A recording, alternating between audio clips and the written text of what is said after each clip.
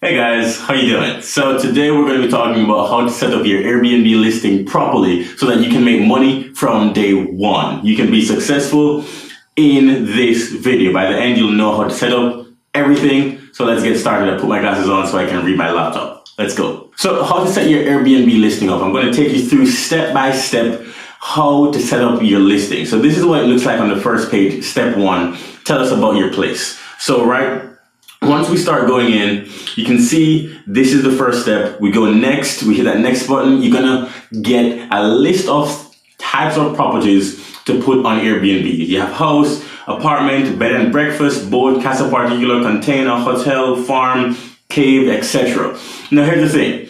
There isn't one that's best. What you want here is the one that's most closely related to your space. So if you have an apartment, you're going to put an apartment building here. And then we're going to get to another step where you're going to select whether it's entire place or shared room. If you're renting a boat, you're going to want to put that. You can see Airbnb has a lot of different types of places that you can put up.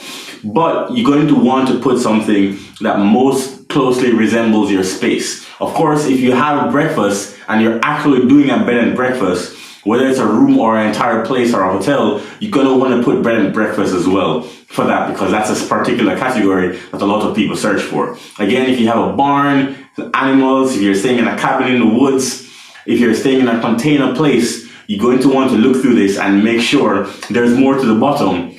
You're going to want to make sure that you are selecting the one that's best for your space. We talk about which type of place guests will have. Now here's where it gets a little bit more narrow. This is very particular. There are only 3 types of listings on Airbnb in this category. So we have an entire place.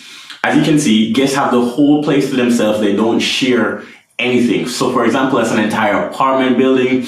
That's an entire cabin. That's an entire container, tiny home, right? Now, of course, if they're in an apartment, they understand, for example, that the pool might be shared, or they understand like the gym might be shared. But if the entire place has the kitchen, bathroom, bedroom all to themselves, that is an entire place listing. Also, if you have, for example, a multifamily, right? 2 units, 3 units, 4 units, and they're all sectioned off. Each has its own kitchen, its own bathroom, its own living room, its own bedrooms. That's also an entire place unit, right? But if going down the line, if you're looking here, we have rooms. That means that they're in a bedroom that probably has a lock. Sometimes it doesn't, but then the kitchen might be shared. The laundry room inside of the home might be shared, right? The living room might be shared. And so if you're going for that, then you're going to select a room. Then we get to the third option. That's multiple people living in one bedroom. So for example, you can think of that being a hostel type of situation. For example, there might be a bunk bed, you rent the top one and the other person rents the bottom one. That's a shared room. I'm hoping you understand this, guys, because this is the 3 types of properties on Airbnb. Entire place, not shared with anybody. A room, you have a private room, probably with a lock where you can keep your stuff. You could have an office table in there, for example. You have a kitchen, you have a bathroom that's probably shared, or maybe you have a shared kitchen but a private bath, but that's still classified as a room. Then you have a shared room where it's just a bed and other people are also in the same bedroom with you. Cool? Awesome. So then we get to where is your location. So you're going to want to put your address in. You notice I don't have an address here, but you can put your address in, search for it, and make sure that the location is good. It's going to ask you for your location just as a pin on the next screen. Just make sure that you have that there. And then once we get past that, we're going to set up some basic amenities. How many guests are allowed in that listing? So there's how we need to think about this. We need to break this down properly. You're not going to put in what's the total capacity for the entire place. For example, if you have a 4-unit apartment building, you're not going to put in 10 people if you only have 2 bedrooms in this listing. So what you're going to do here is look up for this listing that you're doing, which is 1 unit or 1 room or 1 shared bed, shared room with 1 bed, excuse me. Then you're going to put the number of guests in that listing just for this listing, okay? So now we have number of guests. right? So then let's say you have a 2-bedroom apartment. You can put 4 guests in there easily because you have 2 bedrooms, 2 queen beds. That's no problem. But let's say you want to put a futon in the living room. Let's say you want to put up an air mattress that can fit maybe 4 or even 5 people. And then here's a secret. You can actually charge people for having those extra 4 up to 6 guests, the extra 5 up to 6 guests, right? So then you can charge people a little extra, and that's how you make a little money on the back end. But we'll get to that in another video. But the idea here is that once you're looking for guests, you're looking at the total number of people that are allowed for this unit. If you're doing a bunk bed, for example, then you're not going to put 4 people here. You're only going to put 1 because only 1 person can fit on a twin bed, for example. Then you're going to put the number of bedrooms that people have access to, the number of beds that people have access to, and the number of bathrooms that people have access to. So you're not going to put 3 bedrooms just because your entire place is 3 bedrooms if you're only renting 1 room. But however, if it's an entire place, then you're going to want to put all bedrooms. Again, this is all bedrooms that people have access to. Same with beds, all beds that people have access to. Same with bathrooms, all beds that people have access to. Fantastic. So we get going, then we get to the next situation here. This is step 2. Easy step 3, but this is step 2. So we're going to want to put all of the basic amenities that the place has to offer. So we're talking about Wi-Fi, TV, washer, dryer, right? And there's some basic ones that people love to see. Gym, pool is a bit more advanced, but people love those things. You're going to want to talk about parking, TV, kitchen, right? If your place has a hot tub, if your place has a theme room, some of those options are going to pop up here. But there is another video that we're going to come back to on how to finish setting up your listing, because once you do this and you finish publishing your listing, you're actually going to have to go back in there and finish all of the settings. What Airbnb has done here is that they've made it so easy to get started that they've removed some of the settings to speed up the onboarding process, right? But you want to go back after your listing is published and then capture some more of those amenities to help you rank on the first page. And heads up, there is a video and a training that I have to help you to get to the first page. And it involves going back in and tweaking some of those amenities that aren't here on this page. So going back to this page here, these are just the basic amenities that everybody's looking for. All right, here's some more here: barbecue grill, smoke alarm, first aid kit, fire extinguisher, carbon monoxide alarm. What you actually see here is Airbnb is telling you exactly what they want in their listings. It's telling you, hey, these are the 4 safety features that guests expect. They want a smoke alarm in there. They want a first aid kit. Make sure that you have them there. And they're only $10-50 in total to get all of these things inside of your listing. They're not expensive. And it's telling you, hey, guests want these things for safety. Pool table. If you have something like that, exercise equipment. Piano, it's also telling you that, hey, if this is on the onboarding process, it means places with pianos get a lot more bookings, right? Places with pool table get a lot more bookings. People with outdoor showers, fire pits, beach access, ski in, ski out access get a lot more bookings. So that's what Airbnb is telling you here. But again, this is just a simplified version, but already you're starting to see what Airbnb algorithm is telling us and what people are interested in. By the way, you can always replace algorithm with just interest, what people are interested in. That's all the algorithm is doing. If people are clicking on this, the algorithm is going to show that. So the next thing that we get to is photos. These are your photos for your listing. Now, we're going to get to how to set up your photos properly to get to the first page. And then we're also going to do another video on how to do your photos properly entirely. However, at the start, you're going to want to upload at least 5 photos here. Now, when you hit publish, Airbnb is going to review your listing, so it's not going to go public right away. It takes 24 hours. But what you want to do here is put at least 5 photos to get the listing started and getting up. And then you'll have 24 hours to add the rest and watch the other videos and do the rest of the work. Or you can watch those videos before you even complete this publication, right? But you want to add at least 5 photos here, but we're going to come back to that in a second. The next thing that they're going to ask you to do is do a title. Now, here's the thing. I've been in Airbnb for almost a decade now, 7, 8 years, right? Where it just started, you were able to add emojis in the title. You were able to come up with fancy titles like, flower sunset apartment or, stuff like that. But what we have right now is a really SEO, search engine optimized sort of ranking system in Airbnb. And what you find is that on the Airbnb platform, if you look in the search results, what you'll see is home in, for example, Mexico City, or home in New York City, or home in Sydney, Australia.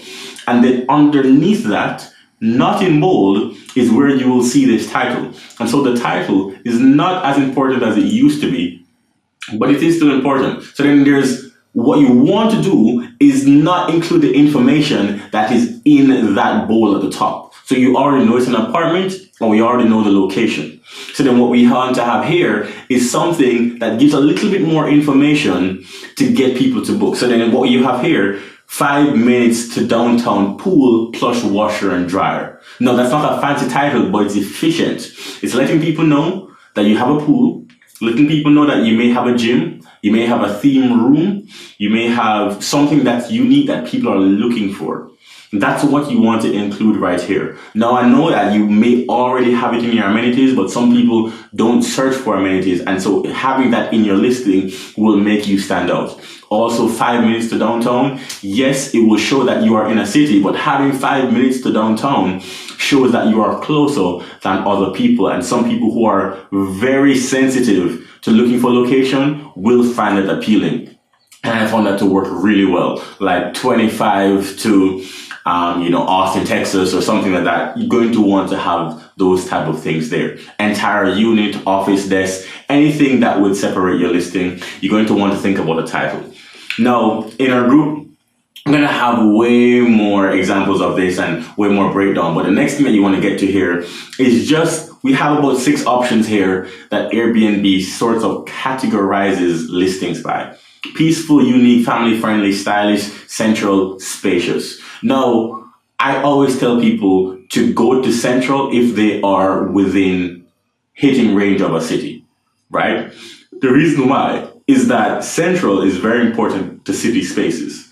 And so you're going to want to put central. And then the other one is to have peaceful, unique, family-friendly. For example, if you're in a bigger place, you want to put family-friendly because Airbnb really likes groups that are not accessible to hotels, right? Because Airbnb is a business and they're competing with hotels, and hotels are usually hosting maybe 4 people. But if you have a 5-bedroom house that can hold 12 people, right?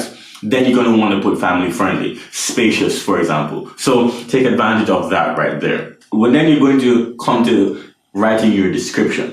Now, here's the thing. You can put a preliminary description here that's not your final description because, again, I have a video of how to do your description and I go into depth because this is actually not the complete description that's right here. Actually, in your description, you have describing the listing, describing the space, describing the neighborhood, describing your amenities, describing how you get around. And it's not included here because, again, Airbnb wants to onboard people as quickly as possible, right? So we're going to have to go back and set up the listing properly after this because this is just the onboarding process. But let's talk about this description so that you can hit this one on the head. Here's what you want to include in your description because after the pictures, this is the most important thing.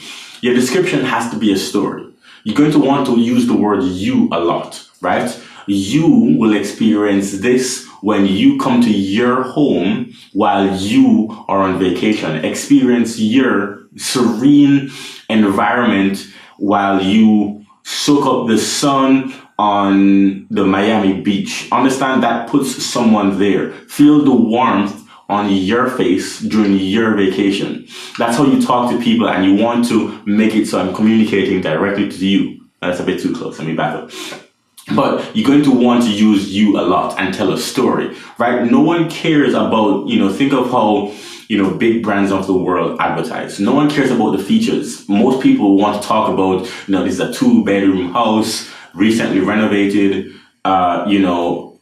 this type of shower and marbles. Yeah, people don't really care about that. If you're going to talk about marble, right, or you're going to talk about recently renovated, you're going to want to frame it in a way that captures a mood, but you're going to want to use that space entirely, and you're going to want to do it creatively. And at the end, let me just say that you're going to want to add a call to action, because the Airbnb algorithm talks about interest. Now, here's the thing. You're going to want to add book now, or send a message, or check out, or reviews, or click to the last photo to find a special gem. These are things that get people to click just a little bit longer, right? So then if you get people clicking, then Airbnb will push your listing to more people. But if you don't ask for people to do things, then they won't do it. So you're going to want to at least include one call to action, whatever that is for you. Send a message about X, right? So if you're going to look at the apartment, send a message about our massage services. Send a message about our private gym instructor.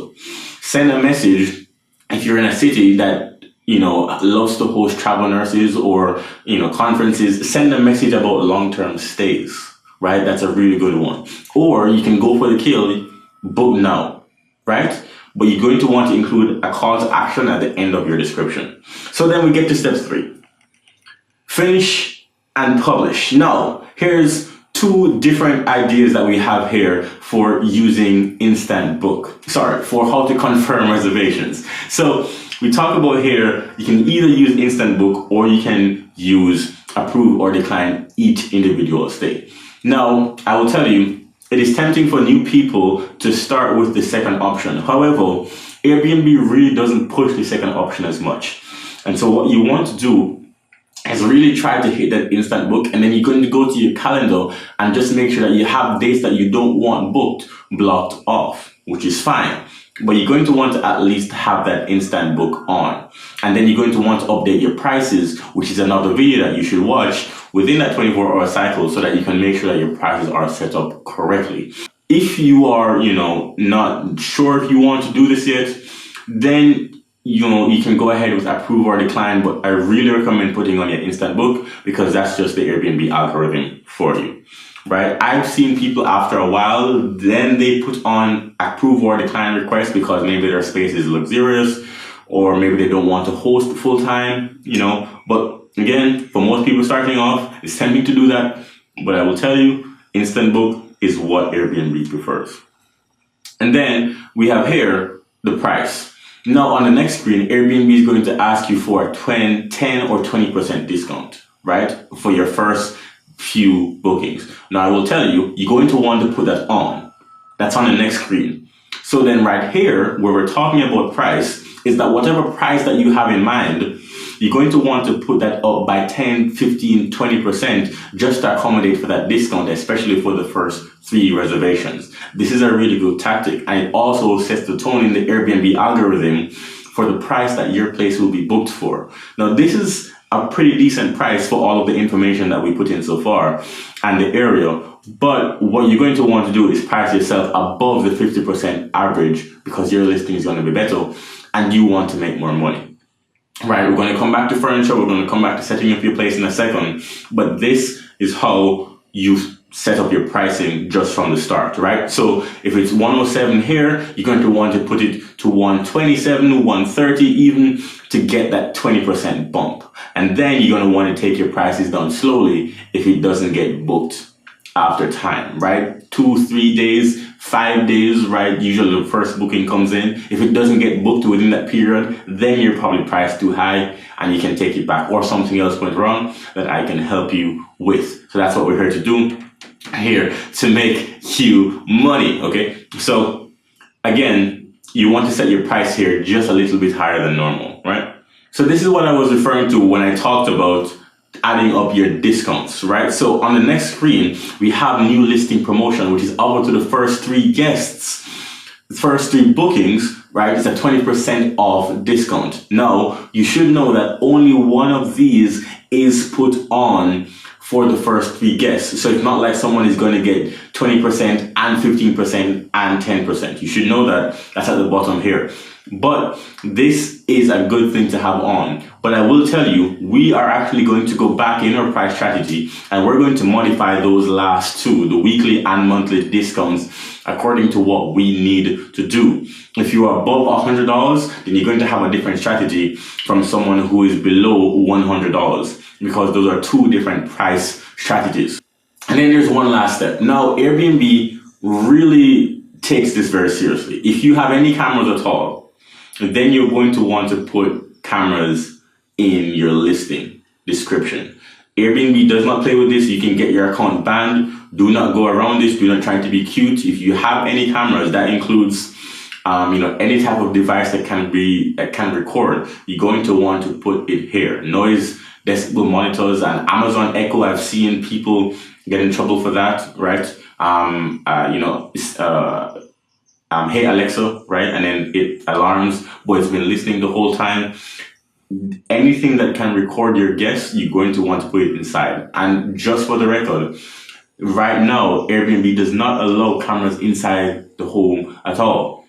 That includes Amazon Alexa, sorry. So then if you have any Amazon Echo inside the home, take it out.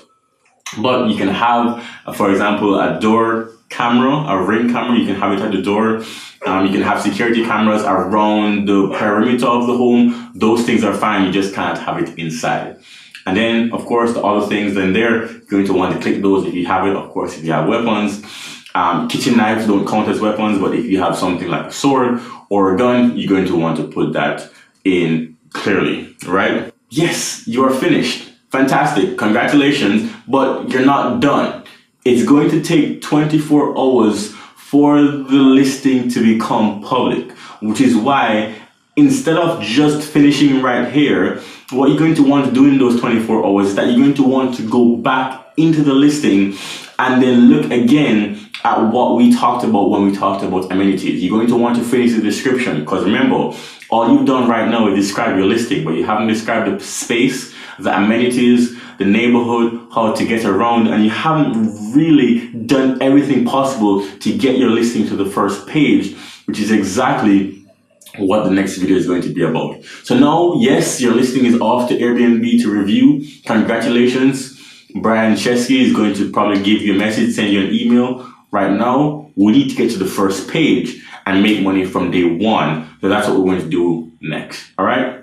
I'll see you in there. Take care, guys.